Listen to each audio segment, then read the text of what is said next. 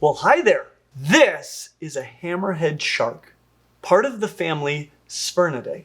A family that, until just a few months ago, included only 9 species. But late last year, a 10th species was described. And today, I want to talk about hammerhead sharks, including why they have that hammer head, and all 10 species, how to tell them all apart, and how they're all related.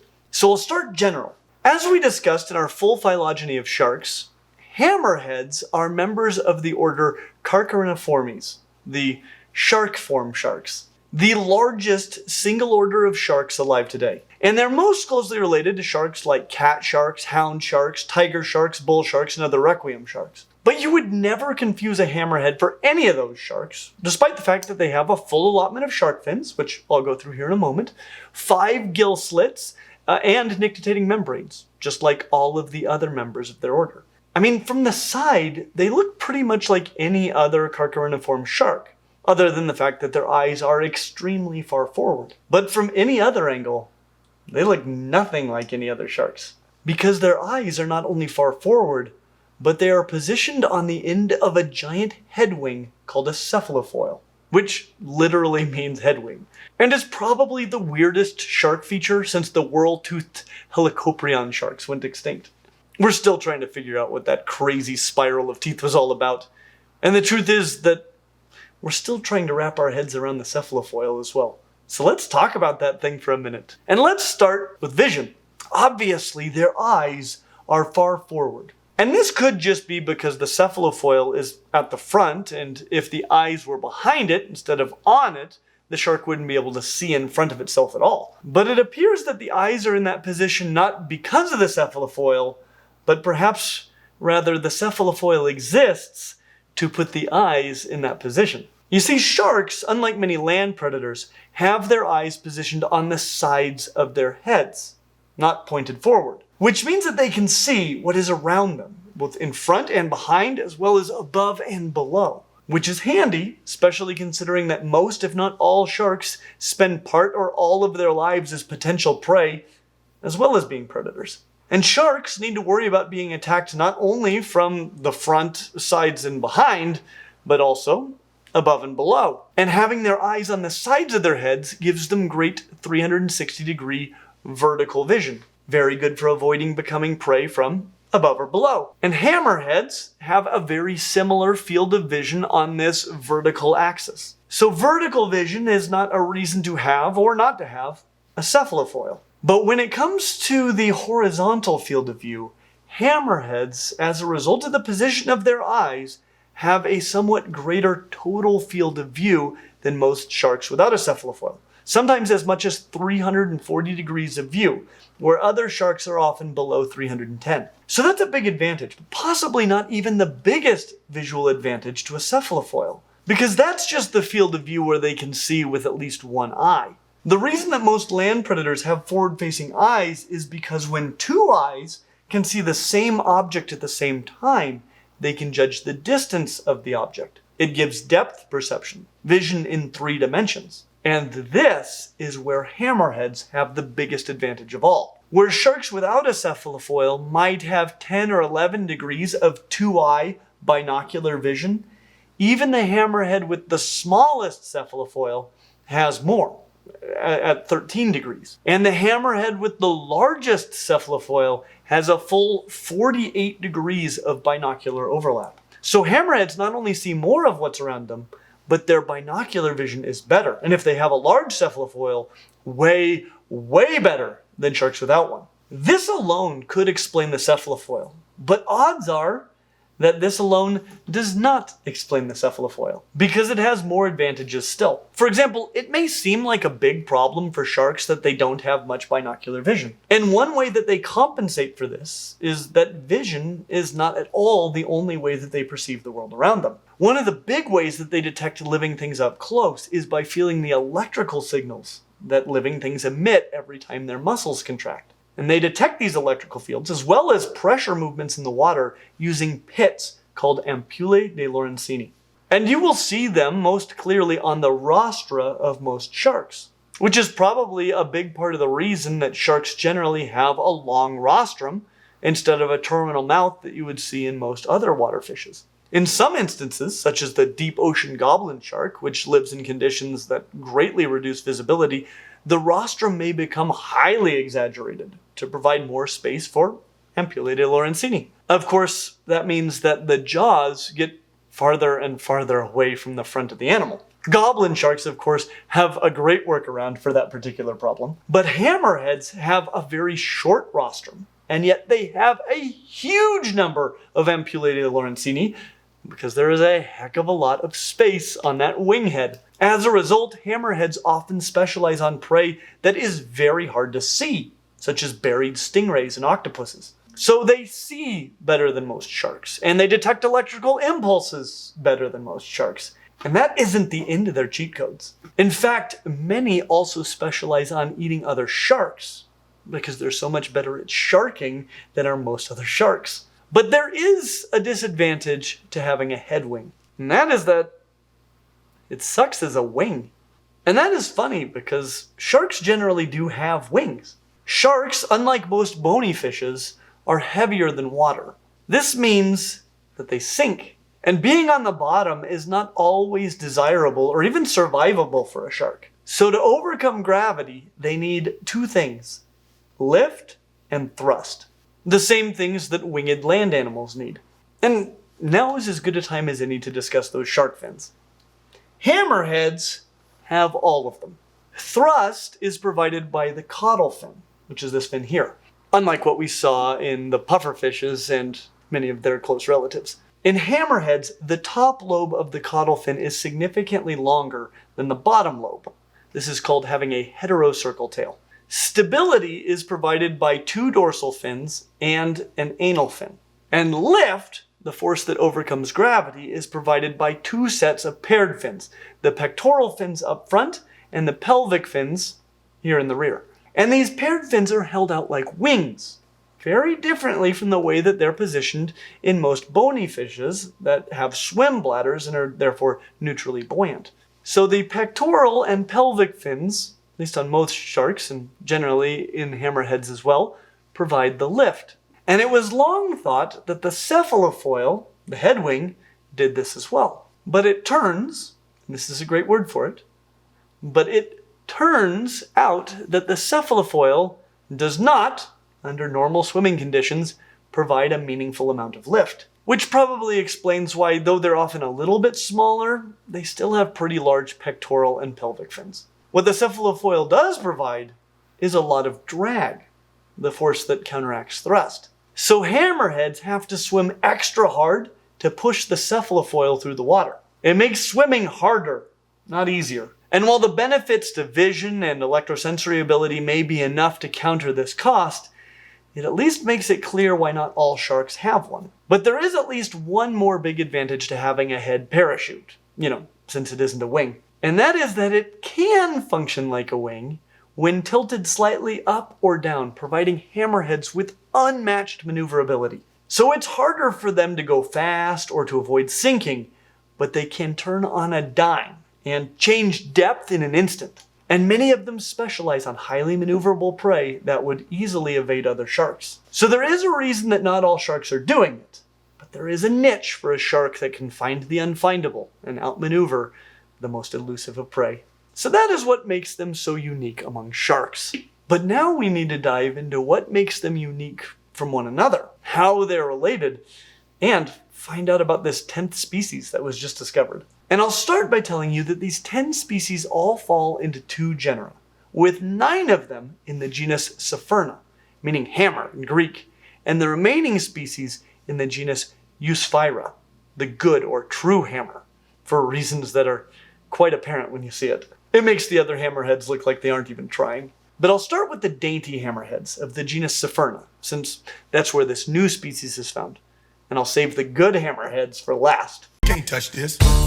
Now when I say dainty, I am referring only to the size of the cephalofoil relative to the size of the shark, and not to the size of the shark itself. Because the member of the genus Sapherna most distantly related to the other 8 species is the largest hammerhead of all, the great hammerhead, Cypherna mocaran, which get up to 6.2 meters long, which is about 20 feet. That's longer than a great white shark. So I have no issue with calling them great hammerheads. Though admittedly, most are smaller than that. But they are definitely the largest of the hammerheads. They even have a pretty great hammer, though we will see greater. However, this is one of the better hammers in the genus Cephyrna. It is about a quarter of the shark's total length wide. So if you took the whole length of the shark, divided it by 4, that's how wide the hammer is. And given that this is the most distantly related member of this entire genus, it does suggest that the large hammer is either the ancestral condition of all hammerheads, and has become reduced in some of the groups that we'll discuss later, or that it has evolved multiple times in the group. But we'll get more into that here in a minute, because there's so much more to discuss about these great hammerheads. I think they're one of the most beautiful of all sharks, right up there with the black-tipped reef sharks. Though some of the other hammerheads will definitely give them a run for their money. But this is one elegant-looking shark. They have very long, thin fins. Their dorsal fin in particular is extremely long and thin, and very sickle-shaped. It is very easy to identify a great hammerhead by the dorsal fin, even if you can't see the head at all. Though that head is also diagnostic. It is one of the larger cephalofoils among the Cephyrna, though they are not the only large hammerheads with sizable hammers. So that alone won't give it away. The best way to identify one by the head is to notice that the leading edge of the hammer, this part right here, is very straight, not arched. And it has a fairly conspicuous indentation right here at the center, and also about halfway between the center and the edge on both sides. These indentations are called medial and lateral indentations. So a big cephalofoil that is roughly straight in the front with 3 conspicuous indentations. Well, what are they doing with that large head? Mostly hunting stingrays. They are probably the scariest thing in the ocean for stingrays. Even using their cephalofoils to pin the rays to the seafloor while they take bites out of them with their protrusible jaws. So they love to eat rays. And they're pretty happy to eat everything else too, including crustaceans, cephalopods, other sharks. They're basically the greatest nightmare of pretty much every animal in the shallow ocean. And yet, they rarely bite humans. Possibly because of the fact that most shark bites are exploratory, not predatory, and hammerheads see and detect the world so much better than most sharks. So they're less likely to mistake a human for any of the host of things that they see and feel as food. Oh, and just for the record, they tend to be the first sharks to arrive at fresh bait, which suggests that in addition to all of their other superior senses, they may have a better sense of smell as well. And it's interesting, before I even learned about this, I was wondering if the distance between their nostrils on the cephalofoil would give them superior directional olfactory ability. I haven't heard that this is the explanation for their apparently superior ability to locate food by smell, but I haven't heard any other explanations either, other than I know a few species have extra large nostrils. So, if this turns out to be the case, you heard it here first. Like humans, and all hammerheads, they give live birth. Hammerheads are viviparous in that after the yolk is used up, the remaining membranes from the yolk act very much like a mammalian placenta and extract nutrients from the mother to continue to supply nutrients to the developing pups, which in great hammerheads can number anywhere from 6 to 55 in a litter. They're found in warm waters pretty much all over the earth. Though hunting for their fins, unintentional bycatch, and other forms of human-caused mortality has left them in real danger of extinction, as is the case for nearly all of the hammerheads. And protecting them has been greatly complicated by their global distribution. Their closest relatives appear to be all of the other members of the genus Cephyrna. And of the Cephyrna, the member least closely related to the other 7, after the great hammerhead, is this, the smooth hammerhead, Cephyrna zygina, which at times has been thought to be sister to the great hammerhead, probably due to the fact that they're both very large sharks with large cephalofoils. This is the second largest species of hammerhead, and they can get up to 5 meters, which is around 16 feet. That's smaller, but not much smaller. And proportionally, their cephalofoil is even larger than was that of the great hammerhead, at somewhere between 26 and 29% of their total length. So a shorter shark, but probably a similarly sized cephalofoil. That said, the leading edge of the cephalofoil is more curved than was that of the great hammerhead, and it doesn't tend to have much of a medial indentation. It looks smooth, hence the name. Also, the fins, while tall and thin, are not as tall as those of the great hammerhead, and the dorsal fin tends to have a somewhat rounded tip. So you should be able to distinguish them from great hammerheads, which appear to be their most distant cousins, among the genus Cephalofoil anyway, and not their closest. Which supports what I was saying earlier, that the common ancestor of this whole genus likely had a large cephalofoil, or else it would have needed to have evolved multiple times. And the clues in their anatomy, nuclear and mitochondrial genomes that help us assess their likely phylogenetic relationships. Like the great hammerhead, they tend to inhabit the shallows of the world's oceans. However, they make it farther north and south than any other hammerheads, as they can tolerate temperate waters better than any other species. They have a really similar diet to their slightly larger distant cousins, and sometimes are found with dozens of stingray barbs embedded in the flesh of their mouths. Doesn't seem to bother them though. They also produce large litters, generally between 20 and 50. But like great hammerheads, their gestation time is nearly a year, meaning that they only breed every couple of years. And 20 to 50 may sound like a lot, but for an ocean fish, it isn't very many. So while they're not in as precarious a position as the great hammerhead, their population does seem to be on the steady decline. The remaining 7 species in this genus are all more closely related to one another than they are to the 2 species that we've discussed so far. And that final clade is made up of 2 clades actually, one with 2 species and the other with 5. And I'm going to start with the smaller clade as it contains the other large hammerhead that you might confuse with the 2 that we've discussed so far. And that would be this shark, the scalloped hammerhead, Cyphurna lewini, which can get as long as 4.3 meters or about 14 feet. So smaller than the other 2, but not by much, with a cephalofoil of similar, if not greater proportional width than that of the other 2. So a very similar looking shark in many ways, but not identical. It sort of looks like a cross between the smooth and the great hammerheads, at least in terms of the cephalofoil. The leading edge is convex, like that of the smooth hammerhead, but it has a distinct medial indentation, like the great hammerhead. You can see this really well on this scalloped hammerhead that I had the privilege of filming last year. Also, notice the way that it's swimming. There's nothing wrong with that shark. Hammerheads with large cephalofoils and large dorsal fins swim like that, tilted at an angle between 50 and 75 degrees about 90% of the time. And they use about 10% less energy to swim when they're at an angle like this, as it involves the dorsal fin in the generation of lift. So they get more lift and thus need less thrust to avoid sinking, which is rad as heck. Their dorsal fin is tall, but not as narrow as that of the great hammerhead, and rounded at the tip like that of the smooth hammerhead. In general, this shark looks a lot like a smooth hammerhead, just with a much less smooth leading edge to its cephalofoil. And a huge brain. Not to say that the other 2 are not smart as well, but this is the most social of the species that we've discussed so far.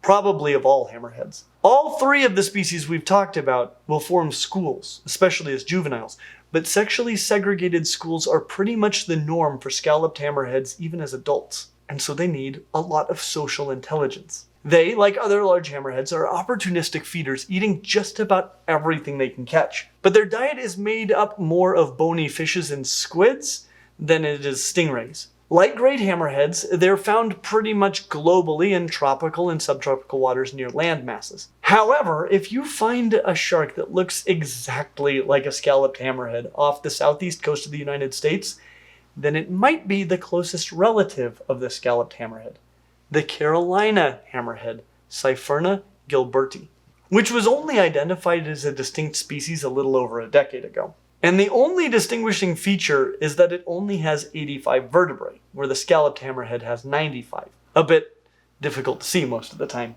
And the 2 species can reproduce and produce fertile offspring, which might have you wondering what a species even is.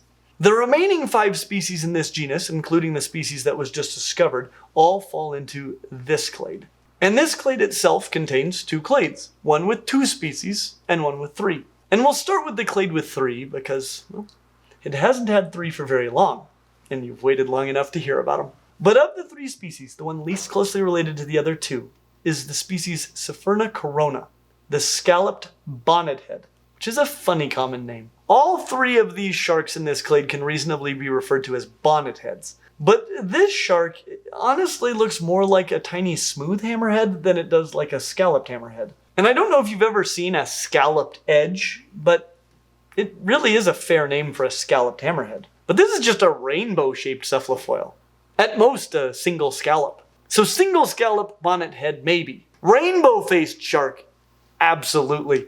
But scalloped bonnet head, I'm not really buying it. And I'm not sure I buy its scientific name of crowned either. That face looks more like the Pope's hat than a crown. But whatever you call it, I really like this shark. As you will find out, the remaining two members of this clade are my least favorite hammerheads.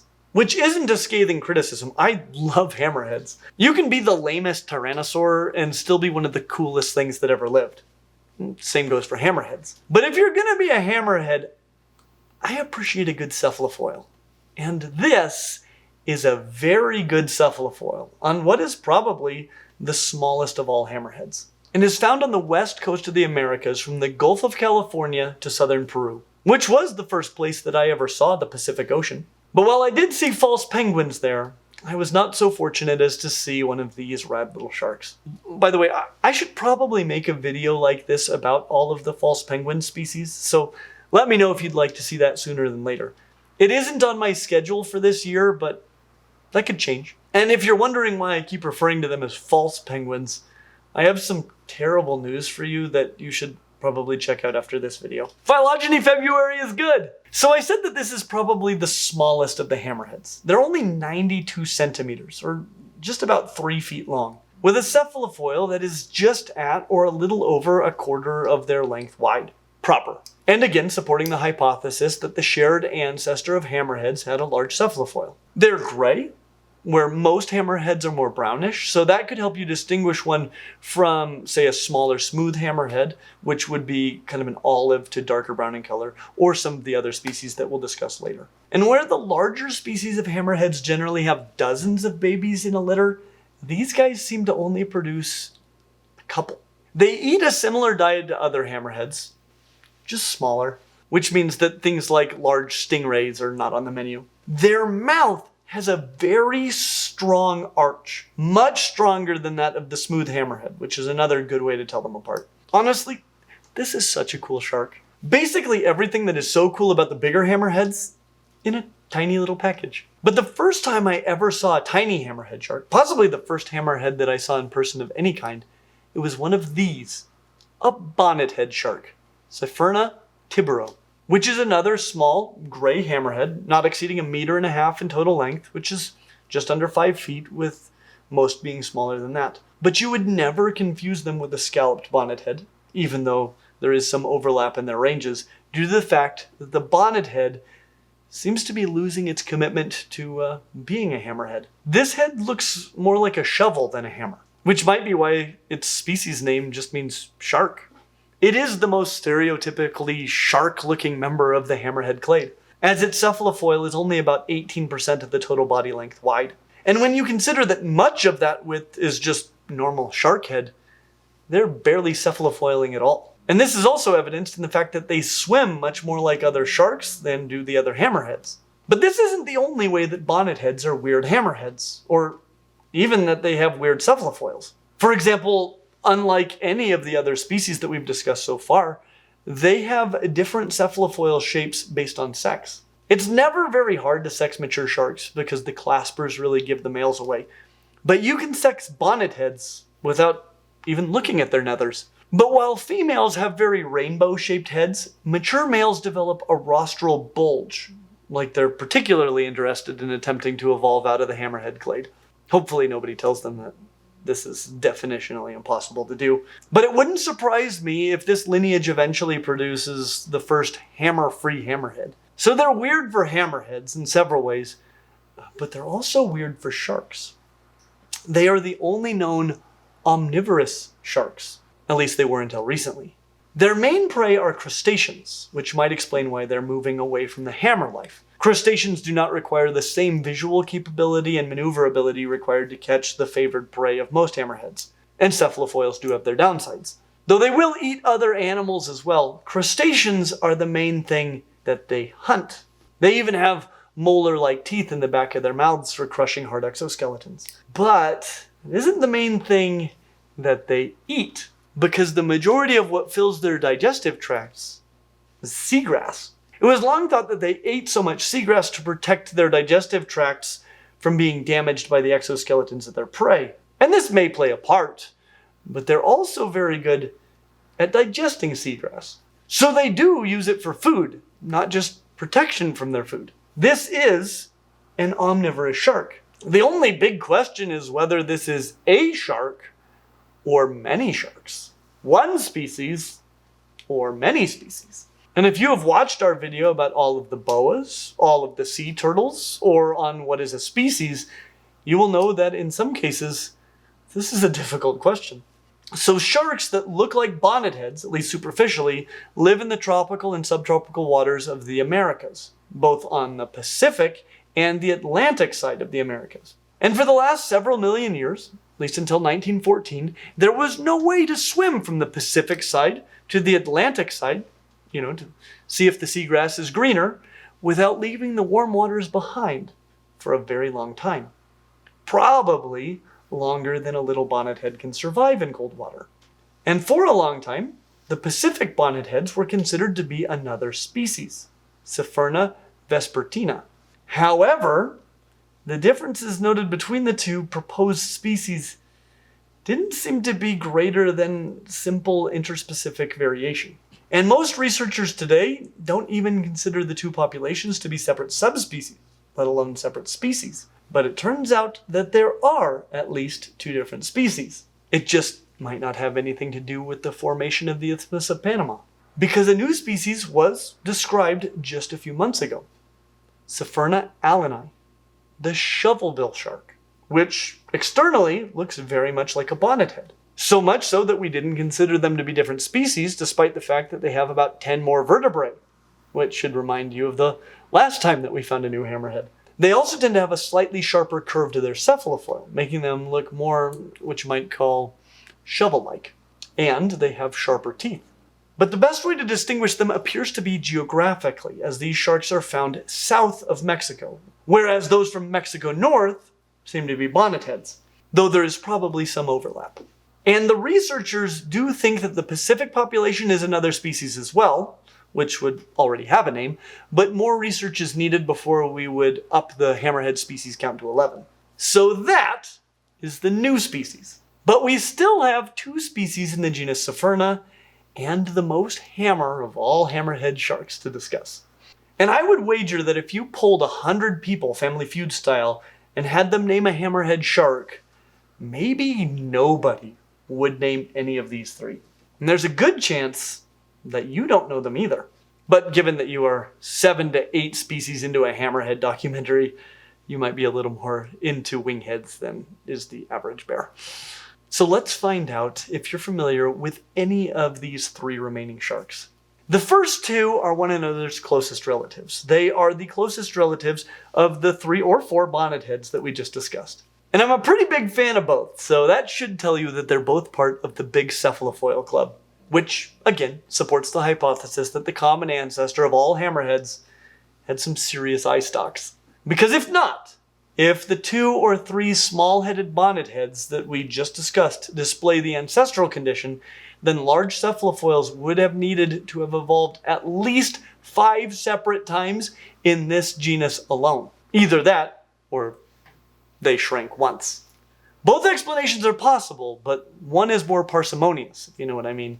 So these final 2 members of this genus have big cephalofoils. Well, not compared to the last shark that we're going to discuss, but let's not get ahead of ourselves. I'll start with this shark, Cephalofoil media, the scoophead shark, which is another small, round-headed hammerhead. They're only about 1 meter to 1 1/3 meters long, so under 4.5 feet, with a cephalofoil at or just over 1/4 of its total length in width. So a proper hammer. They're found in the tropical waters of the Americas, in the Atlantic as well as the Pacific. And on the Pacific side, they could easily be mistaken for scalloped bonnetheads. But there are some key differences. Probably the biggest difference is that it has a much more normally shaped mouth than the scalloped bonnethead. A gentle arch, like most hammerheads. Its anal fin is also really curved in the posterior margin. It looks like an upside down wave. And it feeds on all the things that hammerheads generally like to eat. They're also more brownish than scalloped bonnet heads, but still pretty gray.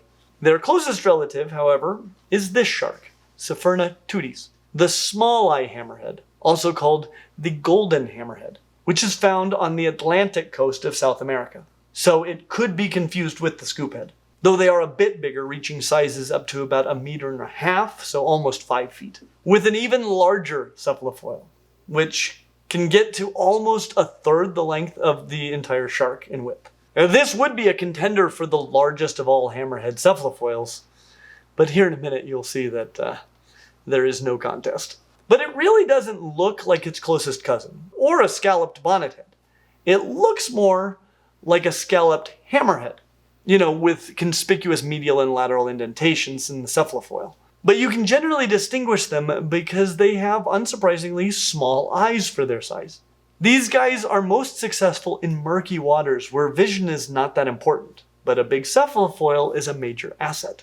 They can also be distinguished by the fact that many of their fins are often yellowish in color. This golden yellow is also found on their heads and onto their sides, hence the other common name. This color seems to be sequestered from shrimp that make up the bulk of their diets as juveniles, and sea catfish that are one of their main prey items as adults. Though this yellow quickly fades after death, and it leaches in preservatives, so it was unknown to science until fairly recently. For a small shark, they produce a lot of pups, sometimes nearing 20 to a litter. And when they're little, their cephalofoils are even bigger proportionally than they are as adults, but not as big as this one. Because it turns out that the entire genus Cephalofoil is just playing with the idea of cephalofoils. While the only member of the genus Eusphyra blotchii, the winghead shark, is hauling around a cephalofoil so big it is probably testing the maximum size that a shark can possibly push around. Now you might have noticed that the Americas seem to be the sweet spot on Earth for hammerhead lovers. I think every species in the genus Cephalofoil is found in the Americas. But if you want to see Eusphyra, you're going to need to go to the other side of the world. And to be perfectly honest, that's as good a reason to go to the other side of the world as any. What a spectacular creature. In fact, it's so cool I think I'm going to have to go this year. I would really like to see one. But let's just start with the elephant in the room. You aren't going to confuse it with any other hammerhead. For one thing, it is smaller than any of the other hammerheads found in the Indo-Pacific, at only 1.9 meters, just a touch over 6 feet in length. But more importantly, because a 6-foot shark might have a 3-foot cephalofoil. We have talked about several respectable hammerheads with cephalofoils over 1/4 the length of their bodies. Some even approached 1/3. But this cephalofoil is at least 40% of the length, and half is not uncommon at all. It's a monstrous nog. I mean, seriously, even stock-eyed flies are giving them an improving nod. Most of the benefits of a cephalofoil these sharks have to the max. The largest range of binocular vision, 48 degrees versus just 13 for the bonnethead. Tons of ampullae de Lorenzini. Spectacular olfactory ability. Smell is clearly an important sense for these sharks. Each of their nostrils, which are blind sacs, meaning that they don't lead anywhere in sharks, are twice as long as the mouth. Of course, they have plenty of room for such giant nostrils. Though all of this does come at a cost. The cephalofoil actually seems to be too large to be a benefit to maneuverability, but yet it still provides loads of drag. Like great hammerheads, they have very large dorsal fins. And like all hammerheads, except for those giving up on the tilted hammerhead swimming strategy and head morphology, they have very small pectoral fins for a shark. You gotta cut down on drag somewhere. Which might explain to some degree the swept back nature of the head morphology. It really does resemble the swept wings of high-speed aircraft, which reduce drag through air at high speed. I would be shocked to discover that this did not play a role here. What a fascinating creature. They feed, unsurprisingly, near the bottom, primarily on bony fishes, crustaceans, and cephalopods. So I really don't know why they have such an exaggerated cephalofoil compared to other hammerheads. But I hope to find out when I go where they live. And I just want to add that going to find animals like this in the wild is going to cost a lot of money, but probably not result in a lot of additional views. So if you want to make it possible for us to bring you such content in the future, please consider supporting us on Patreon. But for now, that concludes our tour of the hammerhead sharks, which might be the coolest group of sharks in the world. Of course, the white sharks and their relatives sure give them a run for their money, so I guess now might be a good time to check out that video. Or our full phylogeny of sharks. But which group should we cover next? As always, like and subscribe, and we hope to see you real soon. This is going to be one heck of a Patreon Extras video. Let's see, we talked Star Wars. Yep. We talked conspiracy. Yep. Did we cover anything else before? No, but it's a fun one. Yeah, MC Hammer. Oh yeah, MC Hammer? MC Hammer. Okay. Our continuing rivalry with MC Hammer. And the possibility that Bill Nye is coming for us. He's gonna find you. And I gotta say, if you're supporting us on Patreon, the Patreon Extras video for this one might be the greatest Patreon video of all time. So, enjoy. And I'll save the really good hammerheads for last. And then I want you to play Can't Touch This. Is that where you came up with the 7:30? Yes. That's when I found out that we'd achieved our one goal.